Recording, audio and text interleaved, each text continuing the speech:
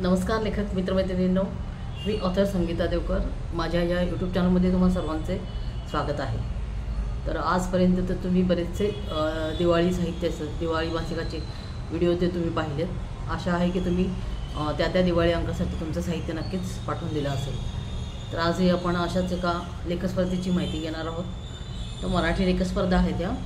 तर कैलासवासी उत्तमराव मोहोळकर प्रतिष्ठान यांच्यातर्फे या लेखक स्पर्धा भरवलेल्या आहेत आणि त्यांचा स्मृती गौरव विशेषांकसुद्धा आहे, दिवाळी अंक आहे. तर त्यामध्ये सुद्धा हे लेख ते घेणार आहेत. तर विशेष असे 5 क्रमांक ते काढणार आहेत. 5 लेखे विजेते असणार आहेत आणि जे निवडक आणि दर्जेदार लेख असेल त्यांना त्यांच्या स्मृती गौरव विशेषांकामध्ये नक्कीच प्रसिद्धी मिळणार आहे. तर या लेख स्पर्धेसाठी काही विषय आहेत का, तर हो. तर त्यांनी 3 विषय दिलेले आहेत. तर ह्या 3 विषयावर त्यांना लेख हवे आहेत. तर पहिला विषय आहे तो म्हणजे शिक्षण महर्षी, म्हणजे शिक्षण क्षेत्रात ज्यांनी उत्तम कार्य केले आहे, त्यांचं स्वतःचं योगदान दिलं आहे, क्रांतिकारी असं शिक्षण क्षेत्रातलं कार्य केलेलं आहे, काही सुधारणा केलेल्या आहेत, अशा व्यक्तींना शिक्षण महर्षी म्हटलं जातं. की जसं की बापूजी साळुंखे आहेत आणि कर्मवीर भाऊराव पाटील आहेत किंवा ज्योतिबा फुले आहेत, सावित्रीबाई फुले आहेत. तर हे शिक्षण महर्षी या अंतर्गत तुम्ही लिहू शकता. दुसरा विषय आहे तो आहे समाजसेवक. आता समाजसेवक म्हणजे समाजासाठी काम करणारे जे असतात, समाजामध्ये जागृती करणारे, प्रबोधनपर कार्य करणारे, समाजाची सेवा करणारे, ते असं समाजसेवक. तर तुम्हाला माहिती असलेल्या कोणत्याही समाजसेवकाबद्दल तुम्ही लिहू शकता किंवा गुगलवरती सुद्धा माहिती घेऊन तुम्ही लिहू शकता. तर समाजसेवक हा एक विषय आहे. आणि तिसरा विषय आहे तो म्हणजे स्वातंत्र्य सैनिक.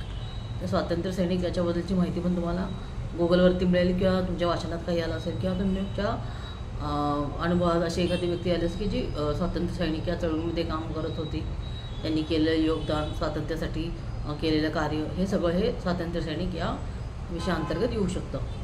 तर हे असे 3 विषयावरती लेख घेऊन द्यायचे आहेत आणि त्यांची शब्द मर्यादा मात्र आहे, तर ती आहे ती 1000 शब्द.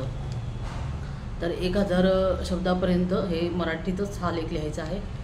तर लेख 1000पर्यंत कसा लिहायचा, सुरुवात, मध्य आणि शेवट कसा करायचा, हे सगळं आपण माझ्यातली मीच्या लेखन कार्यशाळेमध्ये पाहिलेलं आहे. त्याचा सविस्तर अभ्यास केलेला आहे. त्यामुळे विषय अगदी चांगले आहेत, सोपे आहेत आणि गुगलवरून पण माहिती घेऊन तुम्ही लिहू शकता.